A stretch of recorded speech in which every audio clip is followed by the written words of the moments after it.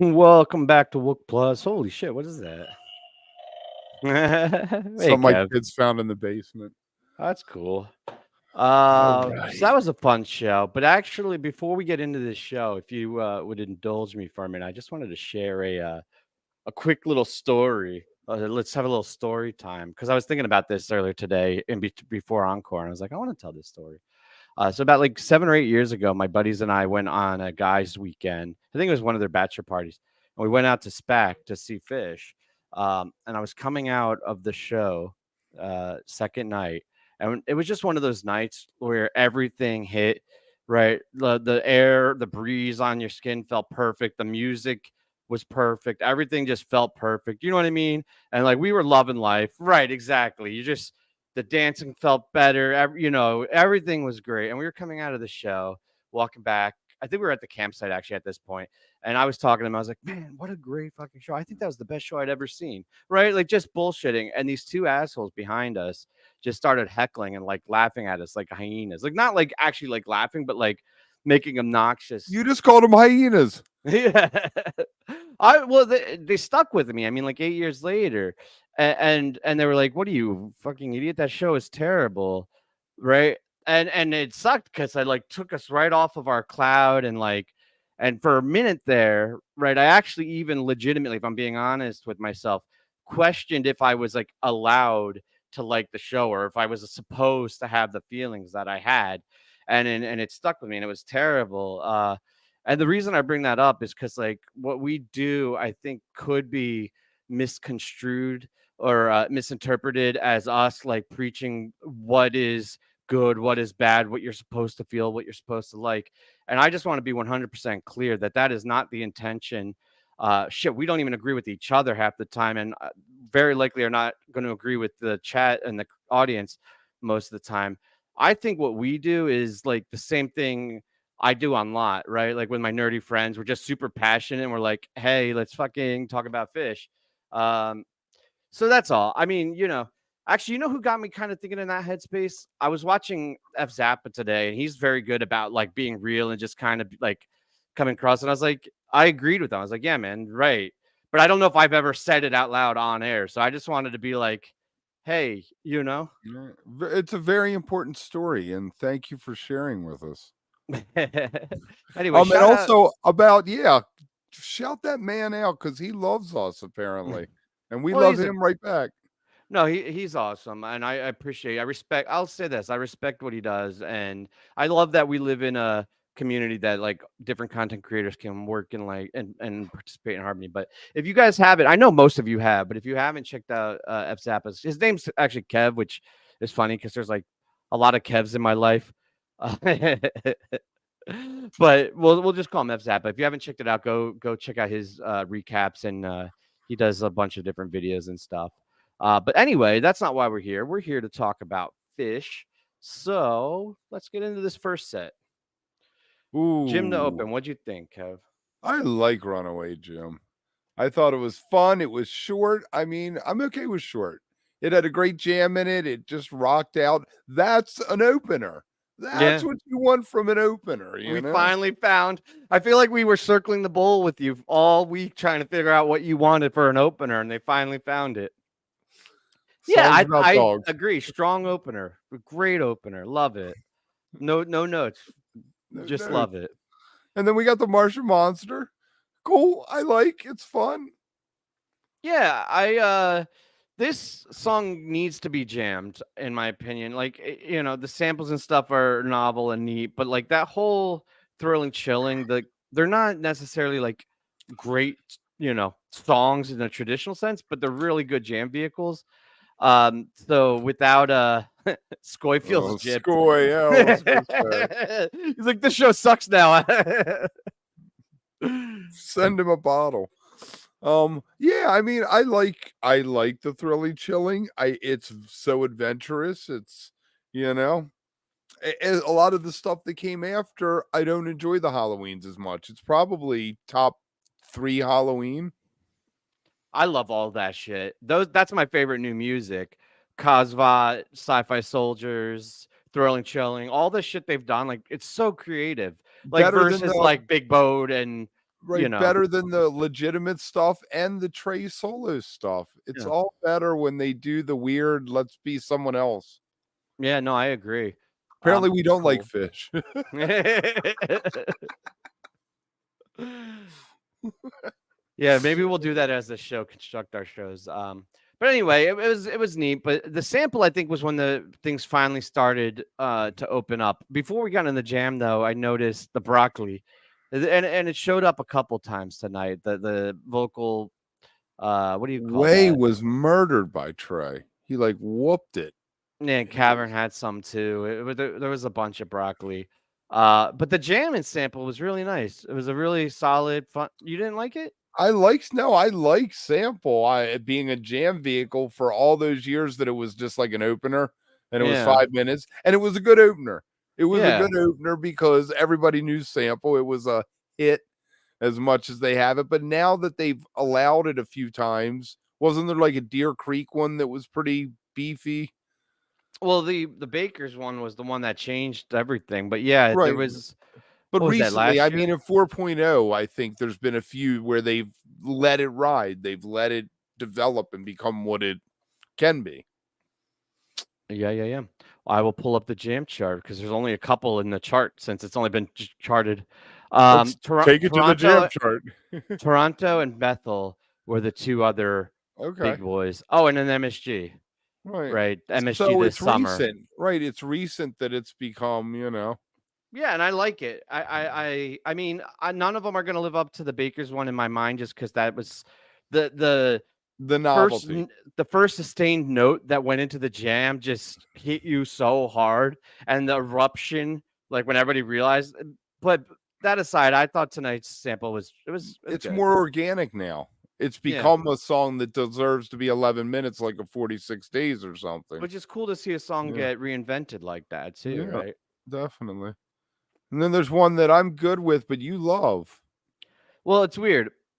It's going back to like setlist choices. As a setlist choice, love it.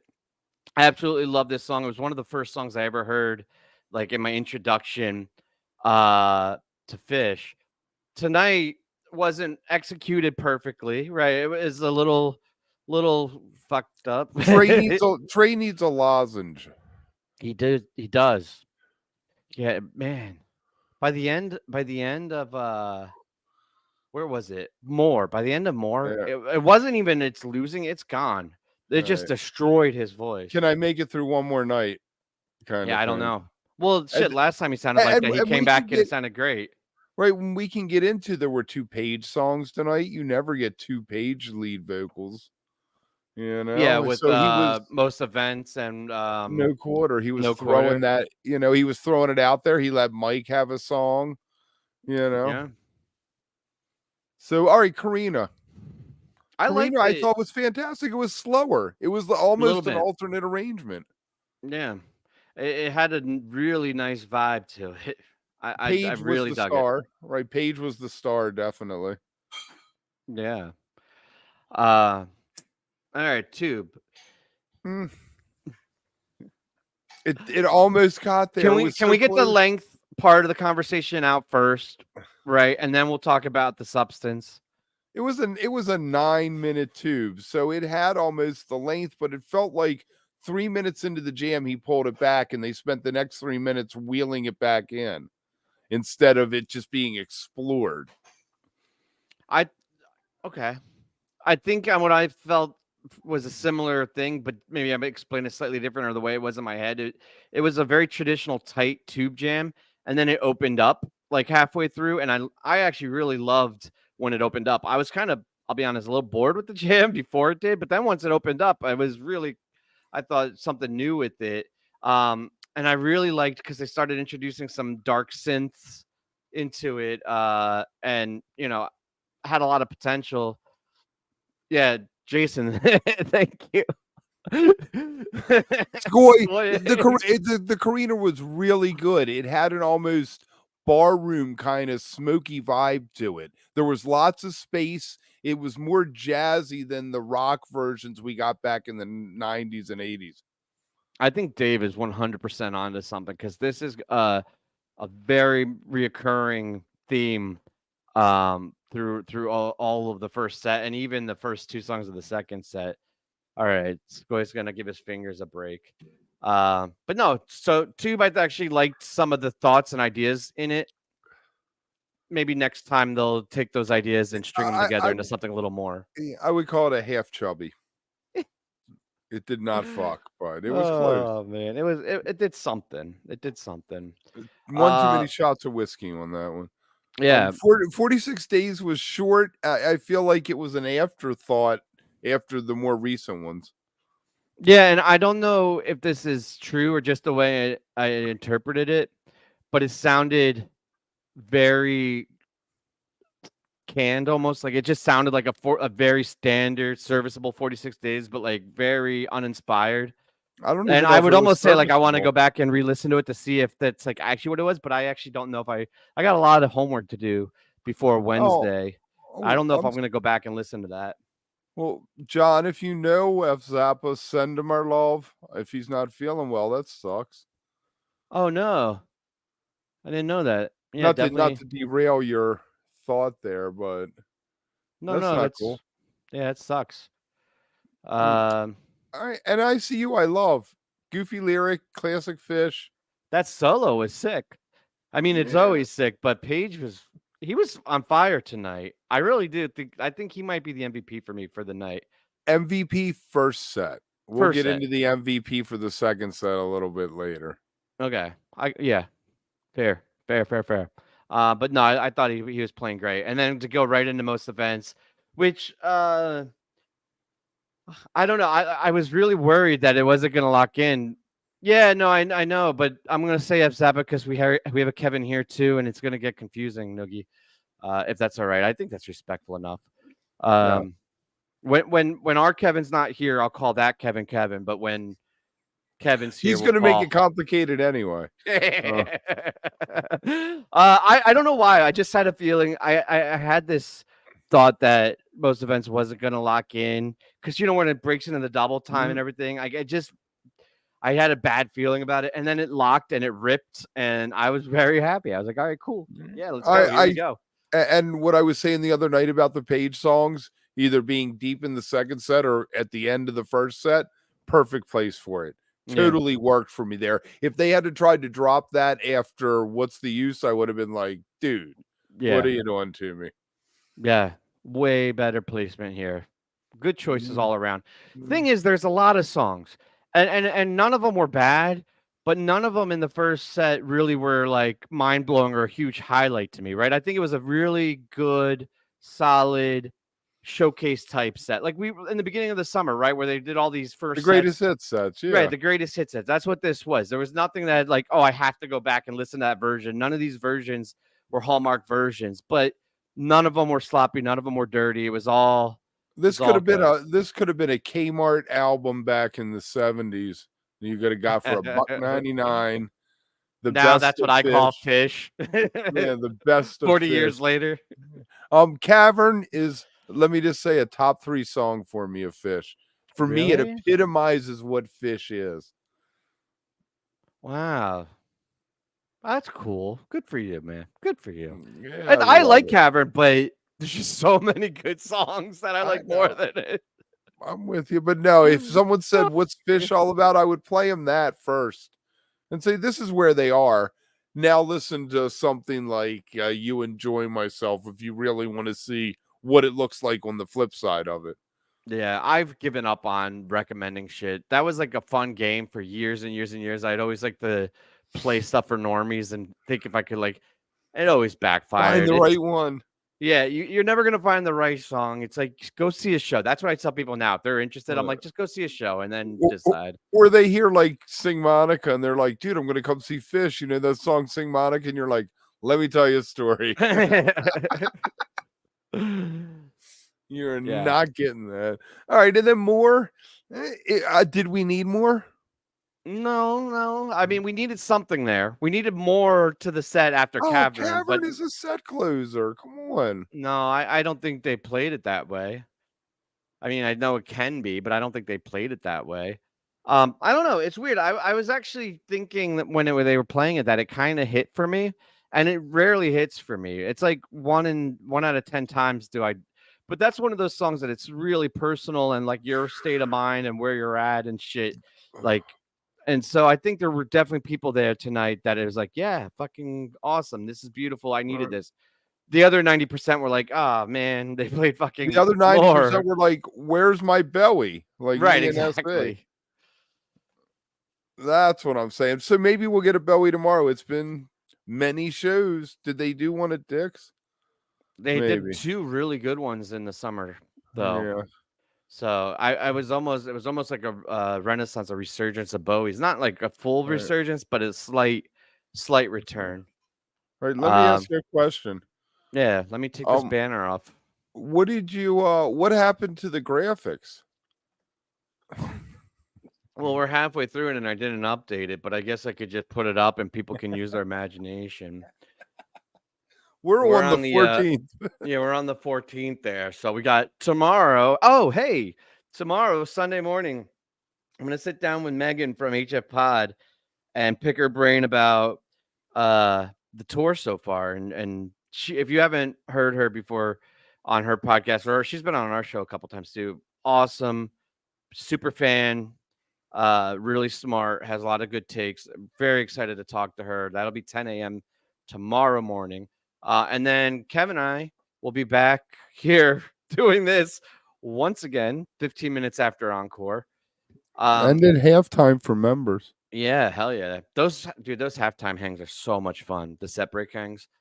And then Wednesday's gonna be like the real recap. So all these recaps we do, these are all like our live takes, 15 minutes after Encore. We haven't really re-listened to anything. We haven't, it's just giving you what we're feeling.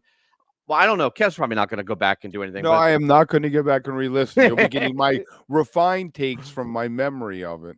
Yeah. Okay. Well, I'm going to go back and really lock in and refine everything, and we're going to do a real comprehensive look back at the tour. I did go back and listen to the bouncing from the other night. That's an odd choice to go back to.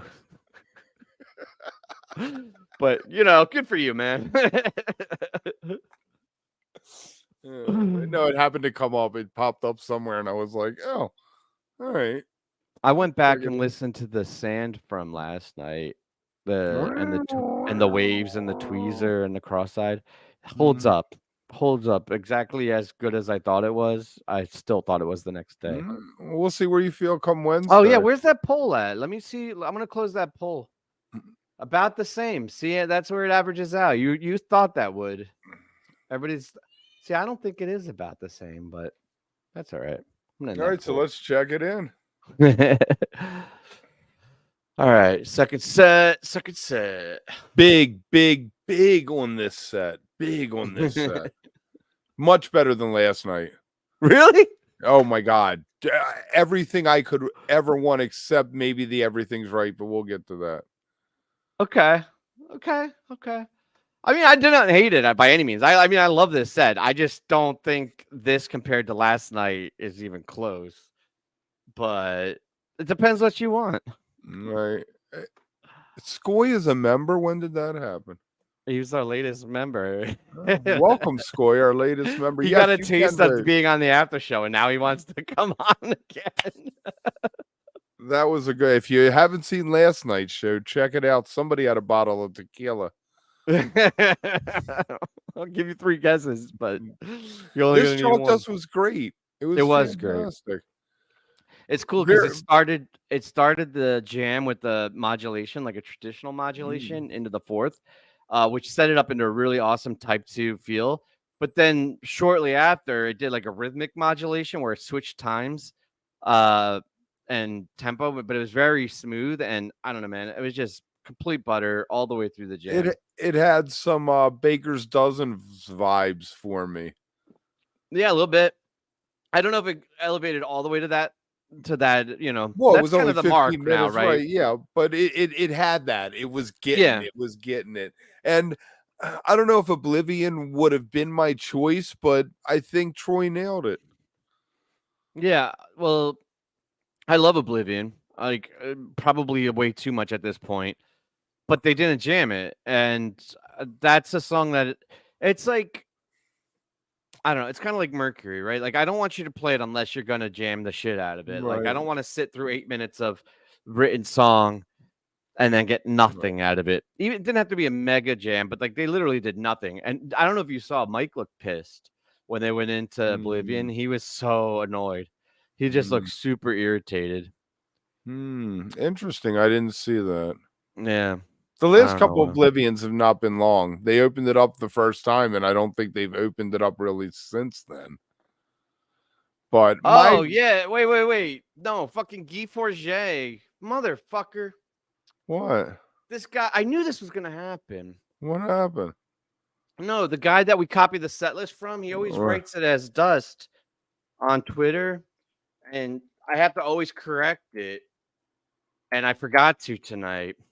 And I give him shit for it every time. But I don't know why he calls it that. That's uh, what Guy Forget goes. He's the guy that does the timing on Twitter. Thank you. But thanks for pointing. Yeah, thank you. I mean, thanks for giving us the times, but stop calling it Dust because it drives me Right. fucking crazy. Now, I think that the key to fixing Oblivion as a song is changing it from I to you. You crash through shale, you splash in oil, Oblivion waits. Trey singing that, I think it would make it that much more powerful. I have an issue with me and my and I. Trey does a lot of it's me, instead of you have Bob Weir with we can share the women, we can share the wine. He brought everybody in, you So know. you're saying Trey is selfish? He's like, come Yes. on, let me in Well, on this. I, I I want think some oil. I want some shale. I think it's harder to write a universally adopted or appreciated song if it's in the first person. Okay. Anyway, No, there's my I thing. don't disagree. Now I think this is the best thing they did all tour. This next 15 minutes, actually, the next 23 minutes. Yeah. Well, not all tour, but it was the best thing tonight for sure. I think the melt was very solid.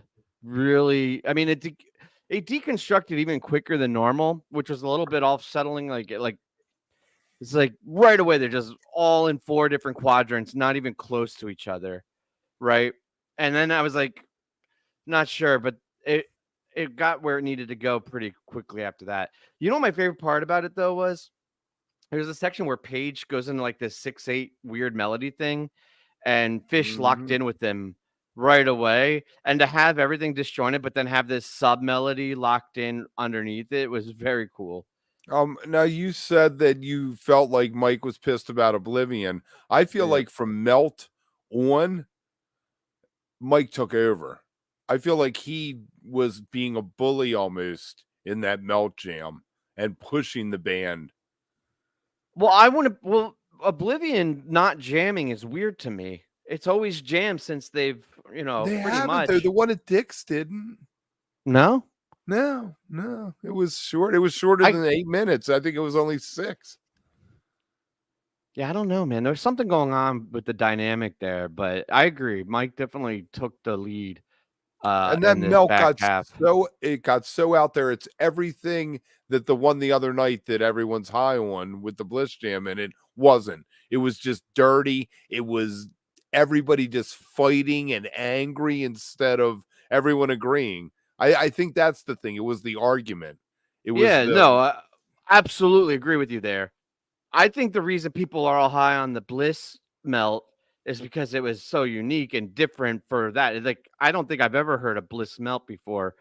While this one was phenomenal, I think it was very on par with the Dick's last year melt and the melt earlier this summer.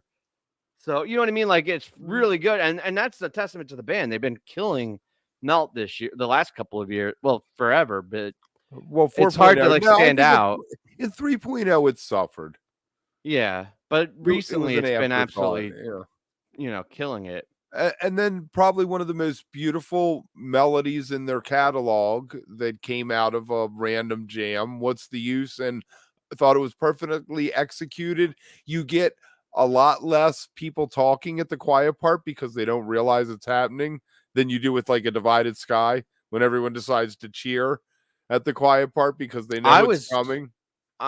yeah, but tonight was shit though in that regard. I'm gonna sound like a tool. I'm sorry.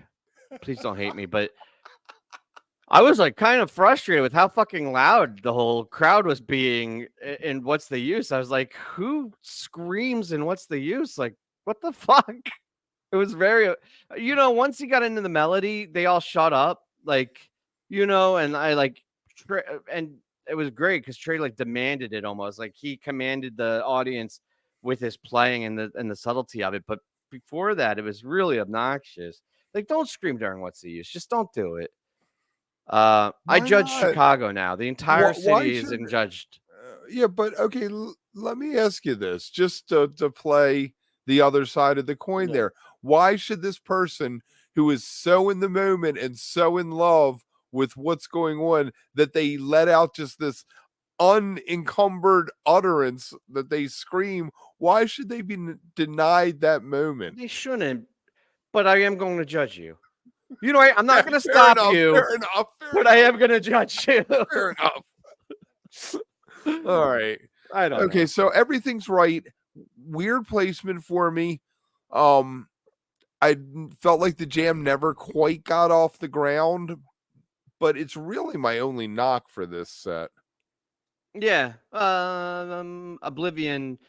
Well, Yeah. right, Oblivion. Also, I've accepted that it's 8 minutes, so yeah. I wanted more. I think that was an expectation thing, not a reality thing. But I just wanted more from it. Yeah. Everything's right. I don't know. Like it wasn't bad, but it was not super satisfying, right? That was a word I used yesterday to describe how I felt about the what I was saying, the clinic of jams in the second set. They were just super satisfying to me. For whatever reason, some of these jams they weren't bad. There was nothing like technically wrong. I just was like, okay, everything's right, whatever. Like it didn't and land a for me. second time, Yeah. a second time this tour of if you're gonna, they repeated Chalk Dust and Melt already. Why are you gonna repeat that when there's a lot on the table still? I will say that the repeats largely have benefited them for this. Most of the songs they repeated the second time around were better. Oblivion and Everything's Right, ironically, both were repeated and were better the first time. Right. Yes, Skoy Melt was Darkfish. What's the Yeah, use super dark. was beautifully ambient adjacent Darkfish. And that is a shout out to all your skeets yesterday. That's an interesting from I Am the Buddha about the melt. Yeah, and all the guys on headphones and stuff that he needed to cheer him up because the melt just got him all in a dark place. And then he threw an instrumental at him for another 8 minutes on top of it. All right, think about it some more. Think about it some more. Right, we're gonna melt your brain and then make you question what's the use. All right. All right. But No Quarter is probably Hey, we got a Nigerian. We get a lot of international people, actually. It's really cool. No, I think he's trying to sell you something. He's trying to sell you is that what it beauty is? products. Yeah. This is over on Facebook, everybody. So you're not seeing it on YouTube. I just deleted it. Oh, that's funny. All right. So No Quarter, best Zepp cover they do. I am all for it. I am better than Good Times, Bad Times. And I will do my best Robert Plant impersonation during Good Times, Bad Times. But No Quarter's just, it makes death sexy. Yeah. No, I agree. I love this cover. Top 5 cup. Well, I don't know, but it's a great top 5. You could go there. You could probably go. I don't know. I was just trying to think. I was like, Cross-Eyed Cities, Roses, Golden Age, Funky Bitch. Yeah, see, I wouldn't put that on there because it's more like a single than it is a full album side. Yeah, but it's still a great cover that they play.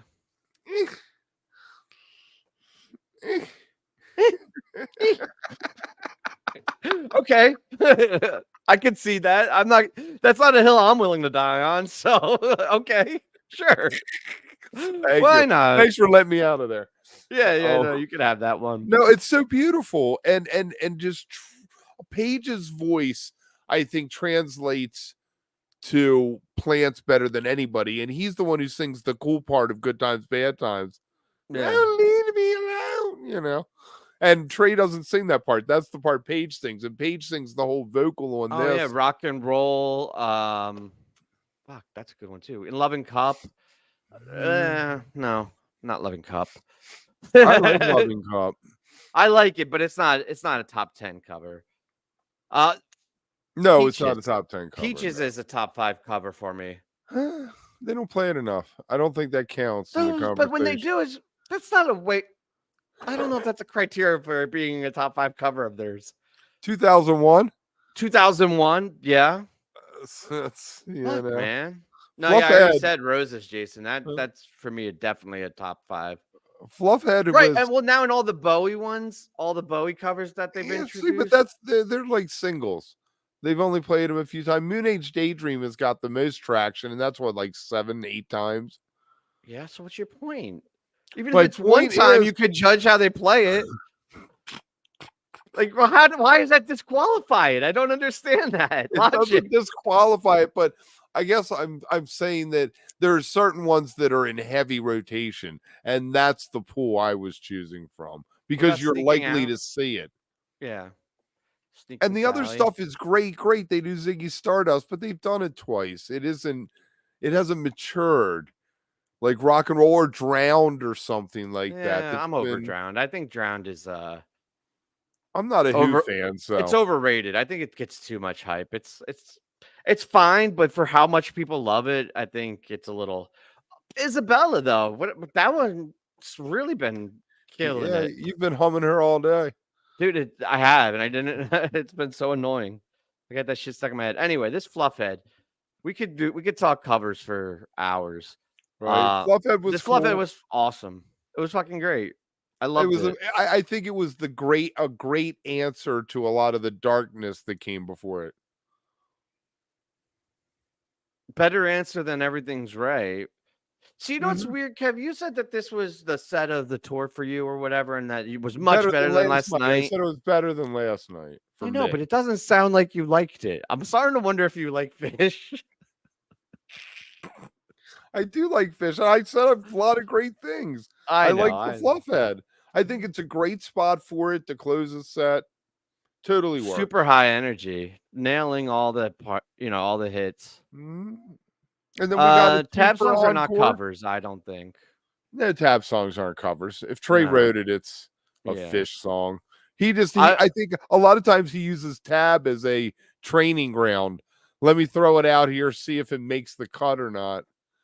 Yeah, and you could argue like Sand and First Tube and all those are tab songs. Right. Because he did them in 99 and then the album came out after that. Yeah. I mean, that's Tony played on the album, I think. Tony was on First Tube. I think it has 2 bass.